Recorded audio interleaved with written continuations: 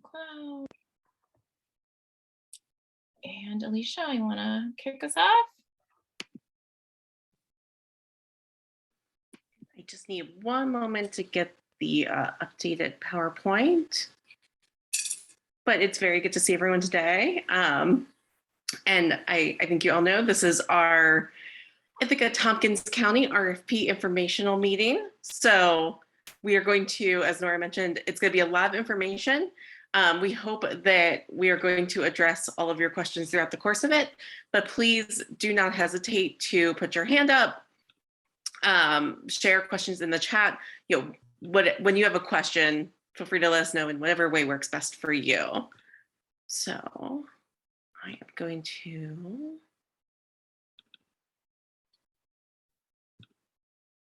Okay, can everyone see that? Okay, I see a thumbs up. All right, welcome to the RFP informational meeting. We are going to do some very quick introductions in the chat. We're going to provide a little bit of the YHDP background. I see a lot of familiar faces, so I think this is going to be really a refresher for most people. We're going to talk through the request for proposals, or the RFP, and the project selection process. And then I'll be handing it over to Nora to walk us through the YHDP program requirements and project flexibilities, eligible cost, and we'll wrap up and we'll do Q&A with whatever time we have left. So to get us started, if you could please share in the chat your name, pronouns, racial identity, organization, and if you would like, optional icebreaker is what's your favorite hobby? All right, and so I see a couple people have already started sharing in the chat. We appreciate that. We are going to jump right into the YHDP background. So in September of 2021, Ithaca Tompkins County was selected as one of 33 COCs in the nation for rounds 4 and 5 of YHDP, and one of only 11 rural communities funded. Since then, the Ithaca Tompkins County YAB and the YHDP Adult Working Group have been embarking on a months-long youth-led process to develop your coordinated community plan to provide a roadmap for local efforts to prevent and end youth homelessness. So as many of you know, as many of you have attended, that looked like weekly meetings to help develop the key portions of the coordinated community plan, including a statement of need, an action plan, and the projects that we're going to be discussing today. Several innovative projects have been identified through that process as priorities, and they will be able to access about $1.9 million in available funding through YHDP. So right now you are here in April 2022, where the CCP is being finalized and submitted to HUD for approval, and the YHDP request for proposals has been published. So I was mentioning that CCP provides that roadmap, which includes a statement of need, a list of partners who were involved, the vision statement, which includes what homelessness will look like after YHDP, a list of goals, objectives, and action steps, which is considered your action plan to help achieve the shared vision, a list of all new YHDP projects. They're going to be funded by HUD, as well as any that we identified that can't be funded by HUD, but that were discussed and reflect YHDP principles, a governance structure and decision-making process, and then a signature page. And I believe, Eli, would you be able to walk us through Ithaca Tompkins County's shared vision? Yeah, absolutely. So do you want me to just read it through or just kind of explain it, or? I think whatever you think makes the most sense. Okay. So the Ithaca YAB, the Youth Action Board, are kind of the youth leading this whole process, and their mission and vision statement are just kind of things they came up with to help guide our work and make sure that everything that we are doing is in accordance and in line with their vision and what they're looking for.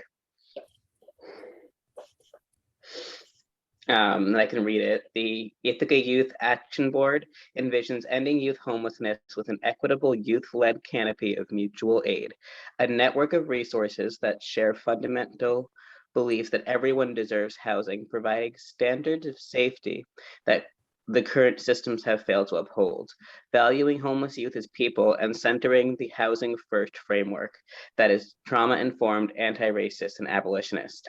Ensuring the safety of homeless youth involves building community through the foundation of youth power and equity.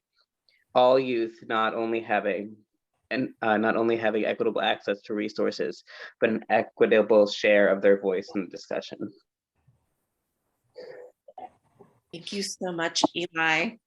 And I think this is a bit longer. We don't have to talk necessarily through the shared mission, but just, the shared mission and vision that were developed by the Ithaca Tompkins County YAB really are meant to guide not only the CCP process, but this RFP process that we're talking about today, and the implementation of all of the projects, the trainings that are developed for staff, the services that are provided. So please, if you have not already seen the shared mission, and you just heard Eli read the fantastic vision that was developed, please take a time before you do anything else for the RFP. I think read through these and make sure that whatever you are envisioning aligns with the shared mission and vision. All right, any questions about the YHDP process so far?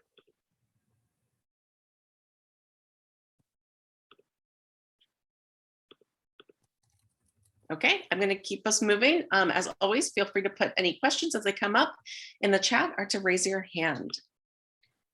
So now we are going to talk about the RFP and project selection process. So the YHDP RFP, I am sorry, there are so many acronyms, was released on Friday, April 22nd. It will be open for 30 days and close on Monday, May 23rd at 5 p.m. Eastern. Project review and rank will take place and awards will be announced in early June. After you find out that, if you have been awarded, if you have been awarded, you will have to submit an application in eSnaps.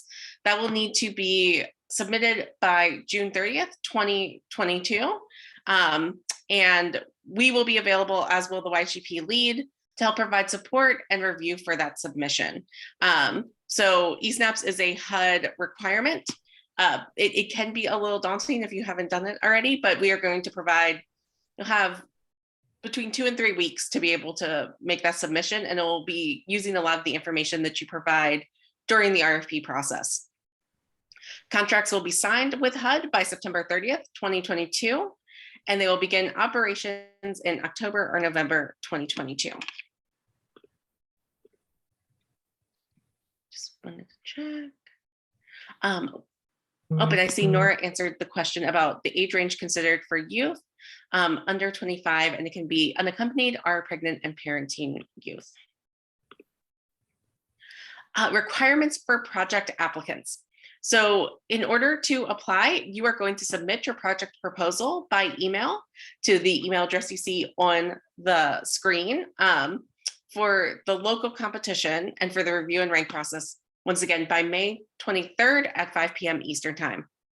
Proposals should be no more than 20 pages, single-spaced in length. If approved, those applications are going to go into eSnaps, and one of the big things that will come out of review and rank and going into that eSnaps process is making sure that everything aligns with the goals and objectives in the Coordinated Community Plan, making sure that it's approved by the Ithaca Tompkins County YAB, which will be they'll be involved in the review and rank process, the YHDP Adult Working Group, and the review and rank panel. So that is why we started out by talking about the CCP. Just when you are developing your projects, making sure that you are looking to the CCP for those goals and objectives and shared vision and mission to help guide what your project should look like. Projects also will need to comply with the Ithaca Tompkins County COC policies and procedures, the HUD COC program interim role, the YHDP NOFA, and any HUD approved flexibilities. We're going to be talking about those flexibilities in a lot more depth later, but but so making sure that aligns with all of the federal requirements. You also need to participate in coordinated entry and HMIS. That's another area where if you're not already involved in those, we and the YHDP lead will be able to help. And then you're going to have to comply with all HUD, COC, and YHDP program reporting and evaluation requirements. Once again, that's an area where we are here to support you. So I am going to go through some of the proposal requirements. This is the high level overview. If you have not had a chance to look at the RFP yet, please do. That has all of the details, but I'm going to walk us through each of the sections. Section 1 is focused on agency capacity and experience. And also it's important to note that the RFP was developed, mainly developed by the YAB, and that they helped decide what the things are that we want to make sure are being accomplished in the RFP and in the projects when they're implemented. So key agency capacity and experience topics that are addressed in section 1. You're going to want to talk about your experience serving unaccompanied youth and young adults experiencing homelessness or housing instability, best practices in engaging and supporting youth and young adults, your experience working with youth and young adult populations of focus, and the RFP lists out those populations of focus, but they include LGBTQ youth, youth with histories of involvement with the child welfare and juvenile justice systems, youth who are minors, pregnant parenting youth. There are a couple other populations of focus. Your hiring policies and compensation for people with lived experience, how your agency actively addresses systemic disparities, and your intentional strategies to recruit people of color at various levels of your organization. Inclusion of people with lived experience in program development and operations. This is another place where later on we'll talk about some of the flexibilities that come with YHDP and being able to really provide funding and compensation for people with lived experience is one of those flexibilities and one of those eligible costs. So, really thinking about that when you're developing your projects.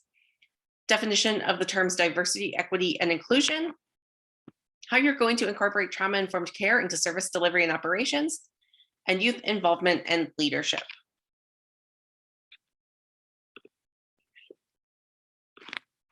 Section 2 is focused on program design and implementation. This includes a program summary, which is really the scope of the entire project, and then more detailed information about the housing elements, your supportive services, once again, youth involvement and leadership in program design and implementation. That's really central to what YHDP does and wants to accomplish. Housing first approach, how you're going to implement housing first, even in projects that are not housing projects. So even if you're doing an SSO, how are we going to make sure housing first is incorporated? How you're going to serve populations of focus, and your number of youth and young adults that you expect to be served, and your expected outcomes. Section 3 is looking at alignment with HUD, U.S. Interagency Council on Homelessness Youth Framework, and with HUD's guiding principles. The U.S. Interagency Council on Homelessness Youth Framework and 4 core outcomes are really focused on stable housing, permanent connections, education, and social emotional well-being.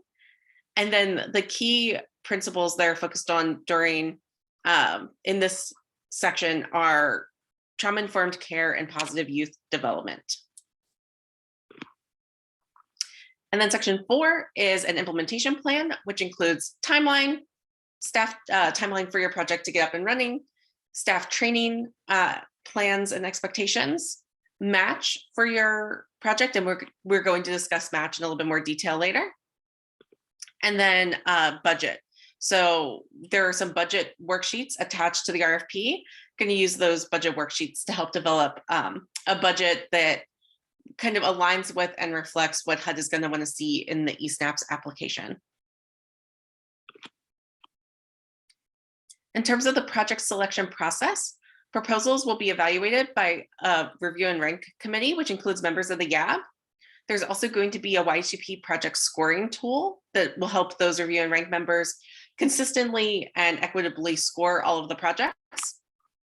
All applicants will be informed in writing whether their proposals were accepted or rejected, And then applications may be amended per feedback from YAB, the Review and Rank Committee, and HUD. So for example, if you submit a project and something in the budget isn't actually eligible, that doesn't mean that your project is going to get rejected. It means that the YAB, the Review and Rank Committee, and HUD, and us as HUD TA providers may come back with you and just say, hey, your project was approved, but we need to work some things out on the budget, or your project was approved, but we didn't see as much on trauma-informed care. Can we build that out more in the application you're going to submit, the final application you're going to submit to HUD for funding? So that's what that process looks like. There's a good amount of discussion and kind of collaboration that can happen during that phase between the projects that have applied and the YAB and the Review and Rank Committee. That was a lot. I know that was a lot, and we have even more coming. So I went to take a break see if anyone has questions. And yes, Nora pointed out, we jumped right in without introducing ourselves. I am Alicia Lamer. I use she, her pronouns. I am white, and we are HUD technical assistance providers working with Homebase, and we've been working with Ithaca and Tompkins County throughout this YHDP process. So if you have questions about all of those HUD requirements and the kind of sometimes confusing things that happen when you look at the HUD requirements, we are here to help with that.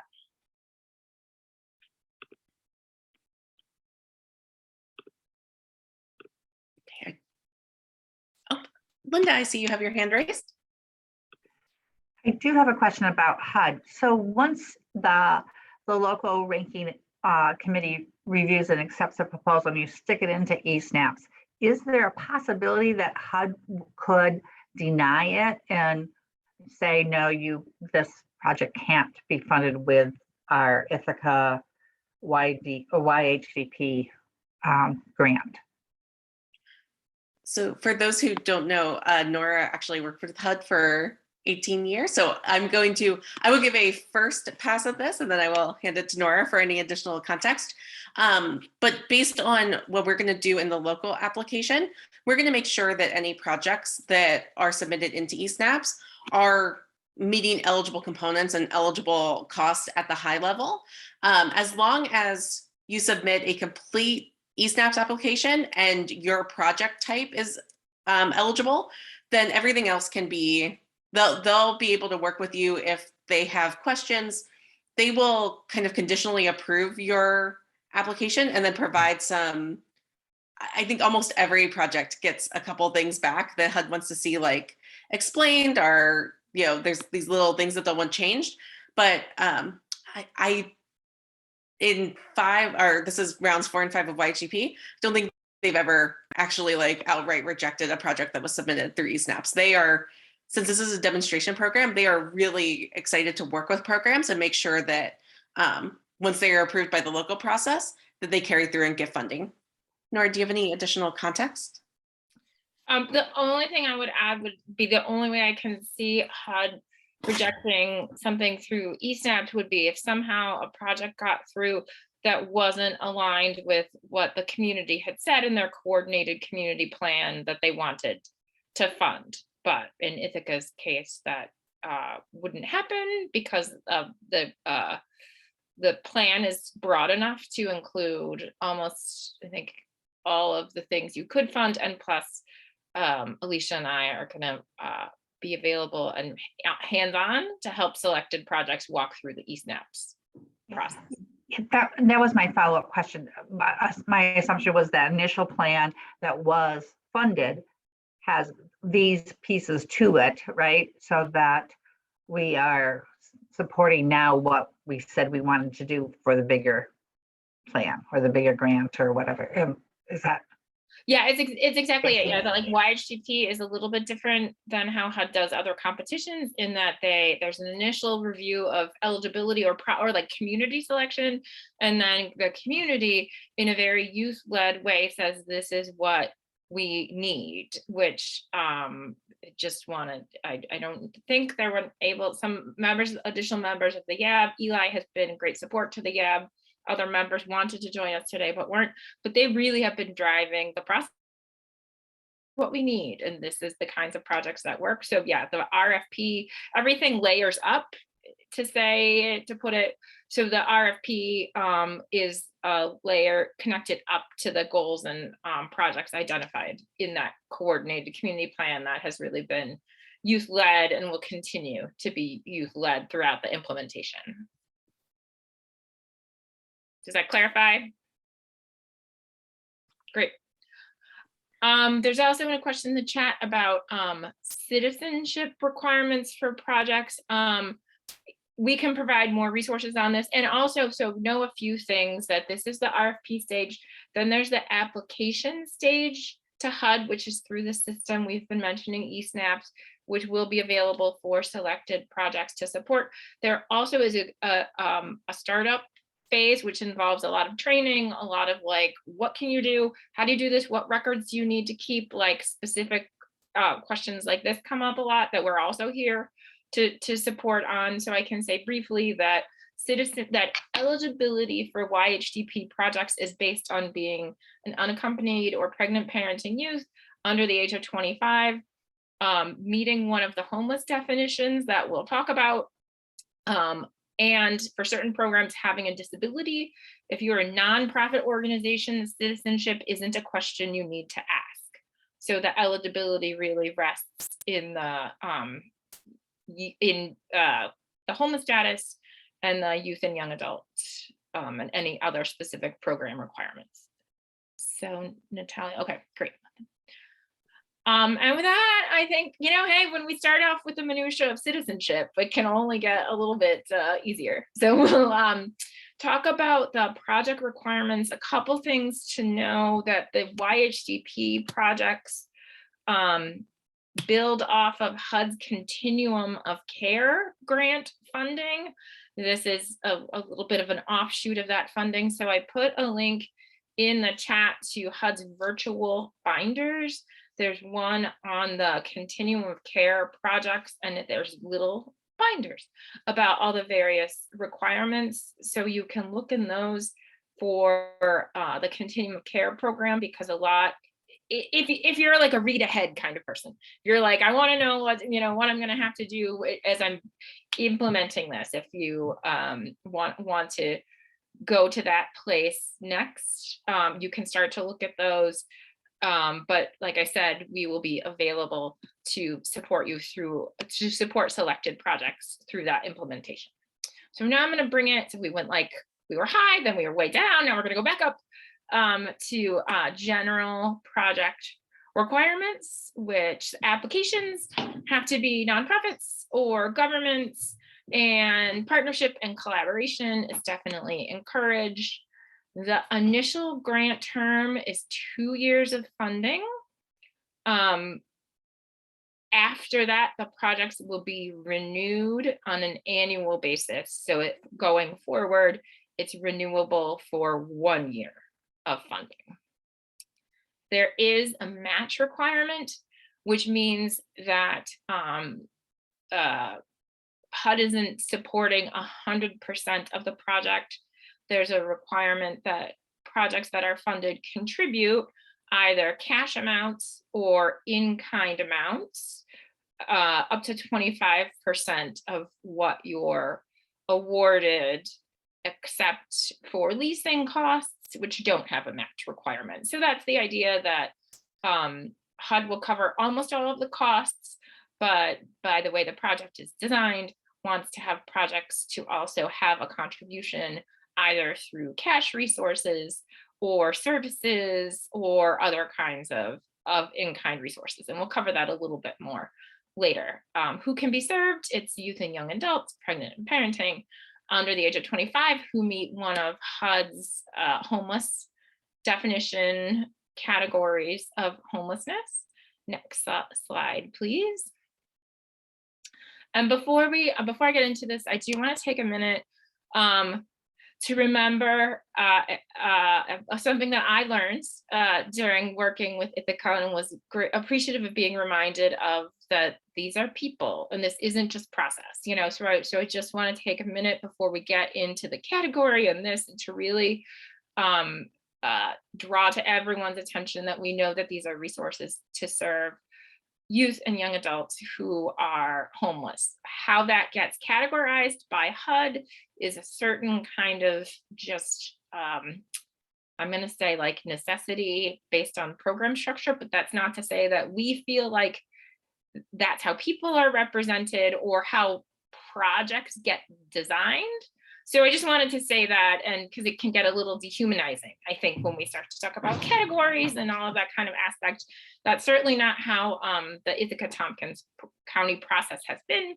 I think not the kind of projects that the RFP will generate, but just one of the things that happens as we discuss the different categories. So that said, there are 4 broad situations that people might be in order to be eligible to be in the projects that receive this funding. So HUD breaks that down into categories, with category 1 being literal homeless, meaning you're sleeping on a street, in a shelter, or in a place not meant for human habitation. The second category is for more people who are at risk of homelessness. So they're about to lose their housing within 14 days. They're living in a hotel or motel that's paid by another sort of government resource or social service kind of resource, or a population that we see a lot in nationally with youth and young adult homelessness is people who are sleeping in someone else's home but can't stay there. So the idea of being doubled up or couch surfing, kind of moving from house to house. There is a category 3, which means homeless under one of the other federal statutes, either the Department of Education or other kinds of requirements. This category requires specific HUD requests to use this category and approval from HUD. Which has not happened, I don't think, anywhere nationally, and it's not a part of the Ithaca process yet. So category 3, know that it exists, but using definitions from other federal definitions won't apply to these projects right now. And category 4 is people who are fleeing or attempting to flee housing, either because of a situation of domestic violence, dating violence, sexual assault, stalking, or other dangerous or life-threatening conditions. Next slide.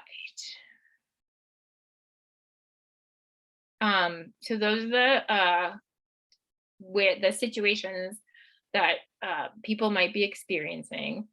And then the funding can support various project types, which are listed here. We'll talk about more in depth. Know that there's 2 that are on here. One is coordinated entry, and one is homeless management information systems. Those are projects that the funding can support, but that the only entities that can apply for those are within the continuum of care structure, the entity that's already doing the homeless management information system work, and the entity that's already doing the coordinated entry work. So those costs are allowable, but unless your organization is already doing that, they wouldn't be things that you are applying for, because you can't create new kinds of entities to do those things. So instead, we're going to focus on the permanent supportive housing project, rapid rehousing, joint transitional housing, rapid rehousing, transitional housing, and supportive services. And please feel free to raise your hands or put questions in the chat as we're going through here. So we will also share out these slides. These slides mirror some of the resources that came out with the RFP. We'll also share the recording so you can refer to these as you are developing your applications, developing your proposals. So the first project type is permanent supportive housing, which is a non-time limited housing subsidy combined with a high level of supportive services. It's important to know with permanent supportive housing that the eligible populations are the people who are literally homeless, people who are at risk of homelessness, or people who are fleeing or attempting to flee a violent situation. For permanent supportive housing, they also have to have a member of the household who has a disability. So because this kind of housing has no end date, basically, it's not a time limited housing resource, in HUD's design and through the congressional design of these projects, this ongoing non-time limited subsidy is really focused on people who are homeless and also have a disability. So that is important to know when you're thinking about project design. Units can be either site-based or can be a scattered site model. And you can serve those who have a disability, but a lot of communities prioritize this because they're a very scarce resource in a lot of communities and are often prioritized to people who would be considered chronically homeless, meaning they've been homeless for a very long time. That's not the case in the YHDP permanent supportive housing, that there doesn't have to be that, you don't have to meet that additional level of homelessness through the chronic homelessness designation. So category 1, 2, and 4 and disability. Also for these projects, it's important with all YHDP projects to take the housing first approach, so that you're taking the idea that housing is the resource that people need, with supportive services that can be included in the project design to help them be successful in housing of their choice. Any questions on permanent supportive housing? Nora, we had a question in the chat about category 2, about hotels and motels paid by anyone other than a government or charitable organization, and why vouchers, why if they are not paid by a charitable or organization or government, why they're excluded. I don't know the answer for sure, but my guess is that if they are being paid by the person themselves or by a friend or family member, that indicates part of the definition of homelessness is not having adequate supports. And that is an indication that that person has supports that are able to help them either prevent or exit homelessness without assistance through the homeless response system. Nora, is that your? Yeah, I agree. And I think it's important to know too, with the homeless definition in general, for why, part of the why behind it is that HUD has never had enough resources to house all of the people who are homeless. So HUD's approach at these various kinds of definitions or eligibility criteria, I promise you, isn't just to make things difficult, although I'm sure it really, really feels that way. It's to try to really make sure that resources get to the people who need them most. So to Alicia's point, one of the elements of the example where you're in a hotel, but either you have someone else paying it for you, or you're able to pay for it, or another, you're using some kind of voucher system, would be that you do have a resource, maybe not great, maybe not ongoing, but compared to someone who's sleeping in the street or doesn't have any resources, that it's the kind of criteria. Okay, great. And there's, I do think it is important to know too, that over the past couple of years, with money from the various recovery acts, there are a lot of voucher resources. Some of them might be ending. So this might be a particular thing to look at in a specific case-by-case basis. And there are some other resources from HUD about transitioning, like from short-term voucher programs into other kinds of programs that might just be useful as you're thinking about that kind of how to do that strategy. Mike is saying host homes and kinship care were listed as eligible prospects in the RFP, but don't see them in the 5 categories. Great question. I think we might be have to provide some supplemental material on that. Is that right, Alicia? No, I think we do touch on them later. Under SSO. They are not a separate program type in HUD's world. They fall under supportive services only. And if we get there and it turns out they are not there, then we will provide supplemental information. Okay, and that was part of the question about timing out soon. So we'll share that resource about connecting as you transition out of other resources into other kinds of projects.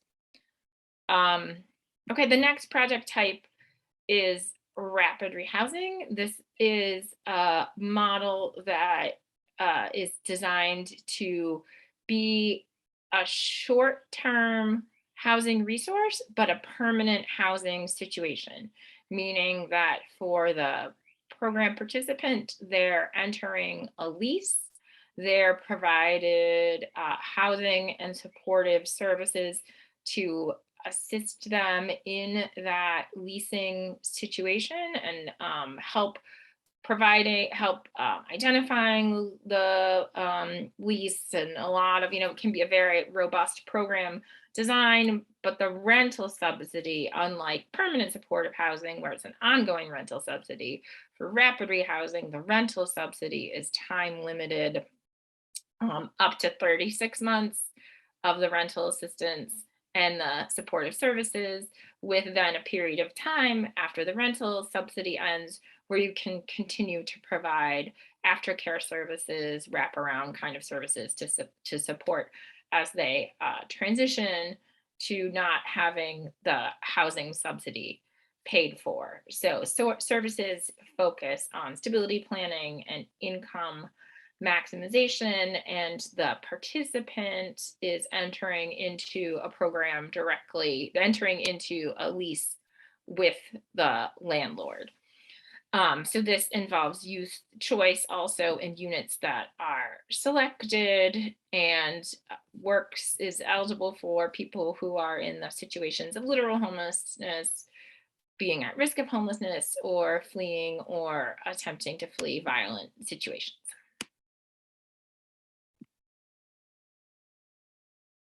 This program design, Joint Transitional Housing Rapid Rehousing, THRRH, really came from a lot of the youth focused providers who felt like transitional housing, which is a short-term resource for housing, but in a often in a singular project, that model, transitional housing in one specific address, often in a shared housing model, or in a specific building, that kind of resource really worked for youth. They enjoyed living together. There was a lot of community support. It was a great option, but that didn't provide the longer term solution, which was also building a rental history, establishing a lease in your name, developing a relationship with a landlord. So this idea of joint transitional housing, rapid rehousing, takes the idea of transitional housing and rapid rehousing and puts it together into one model so that youth can access both of those things within the same program. And it can provide crisis for those who are in the transitional housing portion, and also a longer term rental assistance option. Youth have the choice about whether or not the transitional housing portion seems like a better fit, or the rapid rehousing, or whether or not they would start in one and then move to the other. But both options have to be available for all people in the program. And like I said, it's a great way to build stability and then transition into being the tenant on a lease. So the categories here, same ones, people who are experiencing homelessness, literally, who are at risk of homelessness or fleeing violent situations, For the transitional piece, the recipient can get operating funding for a building if they own a building and want to provide that site-based housing within that building. They can get operating funding, or they can also lease a structure to do that. For the rapid rehousing, or for the transitional housing units, you can lease them either. You could lease a structure. You could also do master leasing for units, which means you have one lease that includes multiple units within it. That can also be a scattered site model or through a host homes model. And then rapid rehousing operates the same way as in the slide that we just covered. So it's a good way to provide a broad array of options within the same program. Any questions on this model?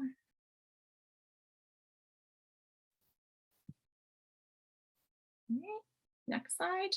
A little bit more about transitional housing. Funds here can be used for acquisition, rehabilitation, new construction, leasing, rental assistance, operating costs, and supportive services.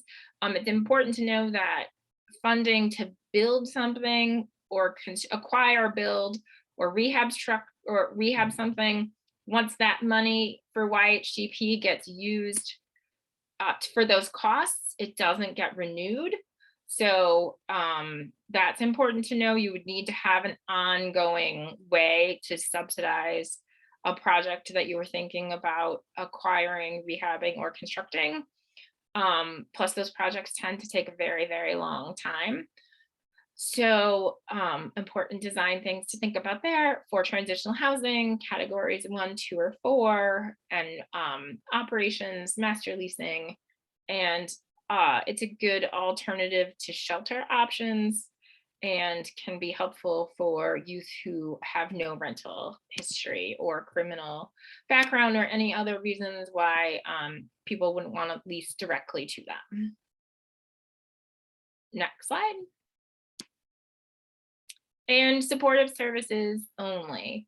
So these are resources where you are using just services such as an outreach center, a drop-in center, the coordinated entry project that we talked about. So this is really not so much a housing component to them, but more the service piece, a service option for people who are in the community experiencing homelessness.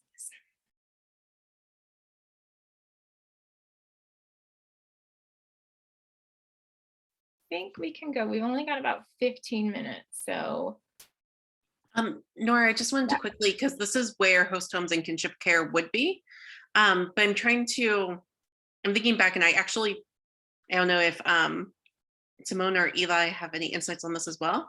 I believe that they were not prioritized projects for the RFP. Is that correct? Because there were other resources in the community providing host homes and kinship care. So they would technically be eligible under supportive services only, and may even be part of like you might be able to include them in another project, but as a standalone project, they were not as highly prioritized because there were other resources identified outside of YHDP to provide host homes and kinship care. Yeah, thanks, Alicia. That is my recollection as well. Okay.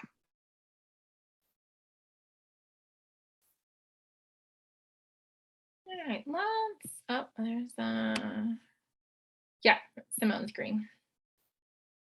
All right, I think we can go on. So there are, those were all the requirements from, or like a high level picture of what those projects look like. HUD recognizing that working with youth and young adults is different. And also, this is round 4 and 5 of YHDP. The first 3 rounds have taught HUD a lot of things about what works and how some of the how these projects should be more flexible in some of those requirements that we were talking about. So there are this year some flexibilities that a project can include in its design and how it's running, and you just, through your submission to HUD, need to let HUD know that you're going to do them. We're going to use this flexibility. There's some other flexibilities that you can request permission from HUD to use. So there's a lot of them, so I'm not going to read through them all, but in the slides, when you're looking at these, you can think about which flexibilities you might want to build into your program. And then in that process, through applying to eSNAPs, you will acknowledge that those are things you're wanting to build into your program. So when you are looking at your project budgets, it gets really easy really quickly to like fall down the acronym rabbit hole. What are these projects? What am I doing? What can I pay for? Why, what's even happening? So what this chart is designed to help you do is, across the top are all of those projects that we just went through, minus the joint THRH, because that's just like the combination of those two things. So across the top is the project type, and the eligible costs are down the left-hand side, and the X indicates that that's a cost you could request within a budget. So if I wanted to do a rapid rehousing project, then this chart tells me that I could apply for rental assistance, but tenant-based rental assistance. I can apply for supportive services. I could apply for some HMIS costs to cover my data entry and other things like that. And I can request up to 7.5% for project administration. So that's how this chart is meant to be read, to tell you which of the costs you can request based on which project type you're doing. There also are some budget charts that came out in the RFP that provide like a layer down of detail about each of those different budget items. Next slide. And like our good friend Leslie Nope, we're excited because there are flexibilities. And we can go to the next slide to walk through some of those. So these are the ones that we talked about that you just would have to, if you wanted to work these, if you were selected and you wanted to put these into your project design, when you apply to HUD through that eSNAP system, there's an option to select these items to tell HUD that these are flexibilities that you're going to use. They have to do with the some requirements about lease terms, about the type of rapid rehousing assistance you can use, because although that chart before just said that rental assistance is only tenant-based, there's also, if you use one of these flexibilities, to do sponsor-based or project-based, which are different project designs based on who holds the lease. If you go to that link with the COC virtual binders, there's some binders in there about rental assistance, and that will provide more information about what those different models are. There's the flexibility also to be able to use administrative funds to pay for the cost of youth with lived experience in project implementation, execution, and improvement.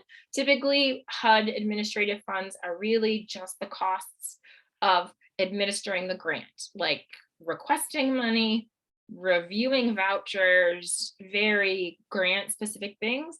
But through this flexibility, including paying to include the lived experience of people with youth with homelessness within your project design, implementation, and execution, can be an administrative cost. So that's also an important thing to think about in your hiring, in your staffing, how you're going to pay for those pieces. There's a flexibility to use administration to do those. You can also use administrative funds to attend various conferences and trainings. Moving expenses more than one time to program participant. Next slide.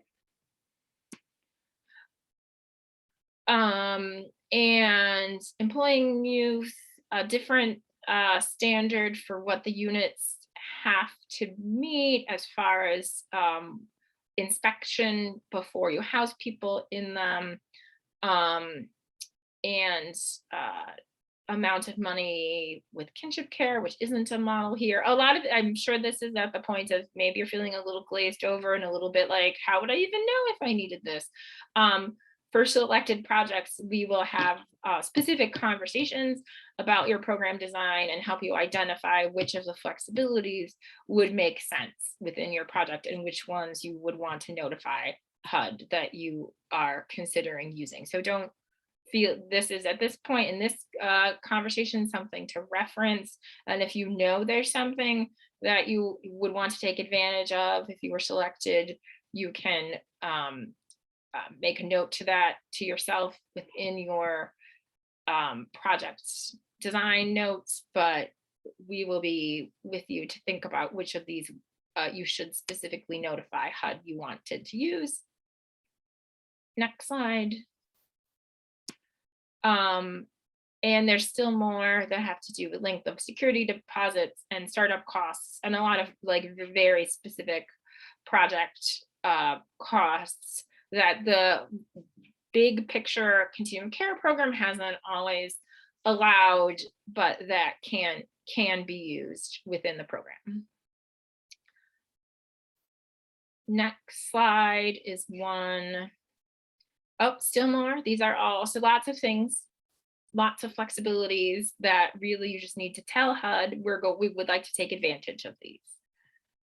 There's other ones that you could use, but HUD you need to have more of a justification, and then need to have HUD verify that you can use these flexibilities. So these have to do with the length of time the participant can receive assistance and receive both rental assistance and supportive services assistance, so that to extend those times basically beyond what's allowable within the program. Next slide. Here's more that you can request. Specifically in here, there's one about if you're not able to meet that 25% match requirement that was mentioned, you can request approval from HUD to not have to provide that cash or in-kind match at the program level, because you can support that the community is providing it in other ways so that there's still that youth are supported by other services and resources, but within the community rather on a project by project basis. And next slide. Okay, yeah, so here is a little bit more about that match requirement. Cash match can be from any source, including federal, except the Continuum Care Program, and state and local and private sources, as well as your own local fundraising, or it can be in-kind match, which is the value of property, goods, or services that are contributed to the project. So there's a question in the RFP about match. So you would identify how you would plan to meet that match. I think that is our last slide. Yep. So that we know was a lot of information. Like I said, we'll be providing the recording and as well as the slides, so you can refer back to them. There's also supplemental information within the RFP that gives more detail. What questions do people have? Yeah, Linda. I was just wondering if you had guidance around how you would demonstrate that match that you described as being youth are supported by other services in the community, and wanting to use that as a part of your ability to, or maybe your lack of ability to do match, direct match. Was there guidance about how that would be described? Yeah, there's guidance in the HUD's last year Youth Homelessness Demonstration Program notice of funding opportunity for submitting that to HUD for purposes of the RFP. I think for the match question, you should, if you're planning on requesting that flexibility, indicate that, but also say where you would provide match in case you don't get the flexibility. And then the actual language to submit to HUD will have more clarity from HUD between now and when you need to submit what needs to be in there. So we'll provide support in that language. And so for the RFP, I think say both. Can I ask one follow-up? I thought I saw at the beginning, but I missed it. So there's the total amount of money available for our community's YHDP grant is, and that's the first part of it. And my second part, after the 2 years, is the understanding that your existing COC allocation would increase to include these dollars for youth. Well, yes, exactly. So when they get renewed, so it's a 2-year grant to start with. Once the YHDP grants get renewed, they roll into the continuum of care. Those funds roll in 1 year of those funds. So if you apply for 2 years, it would be half of that gets rolled into the COC continuum of care annual process. So far, within that process, HUD has kind of put the YHDP program in their own little box and said these get renewed as YHDP renewals. So they haven't had to go through the whole competition. Does that clarify your question? And how much do we have for Ithaca and Tompkins County? That's a great question. I think Alicia can flip back maybe and put the amount in the chat. Yeah, it's about 1.9 million. Thank you. Meryl? Yes, I had a question about the planning funds that you're getting right now to support YAB and the YHDP project manager. Are those costings that will need to be rolled into a YHDP project, or are there ongoing opportunities for planning funds? I know the current ones don't, but are there more planning funds that come for next year? Do you know what I'm saying?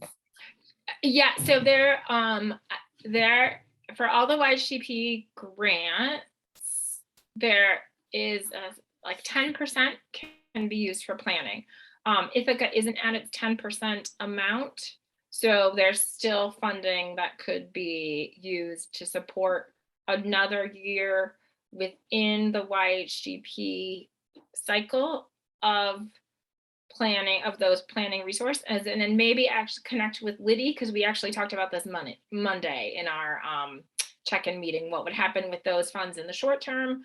In the longer term, same kind of idea, the planning grants become a percentage of what can be funded out of the total process with a little bit of a carve out, which is a way oversimplified way of saying that. But yes, there will be planning funds available ongoing.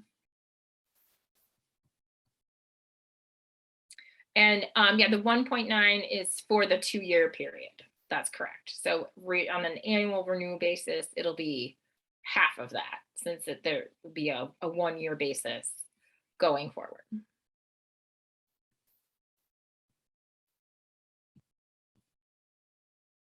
Other questions? Thanks, everyone. I'm going to put my email in the chat if I can remember what my email is. Heavens, there's 2 Noras at Homebase, so poor other Nora often gets emails for me. So I'm Nora L at homebaseccc.org. Feel free to email with questions, clarifications. We'll be sending out these resources, and we wish you luck. We really want these projects to be successful from the get-go. So feel free to reach out with questions. If there's stuff we can't answer because we feel like it would give you a competitive advantage, we will let you know that. And that just might be the answer, because we can't create a conflict of interest, or we can't, everything has to be transparent, but there's a lot of new information here, a lot of stuff that just might be about clarifying. So if you have questions, feel free to reach out. And, please accept that if the answer is, I'm sorry, I can't tell you, that will give you a competitive advantage, but we will be happy to work with any projects selected for those kinds of implementation things. So you're definitely not alone. We are really excited to continue to get to work with Ithaca, and reach out if you have questions. Now go write those applications.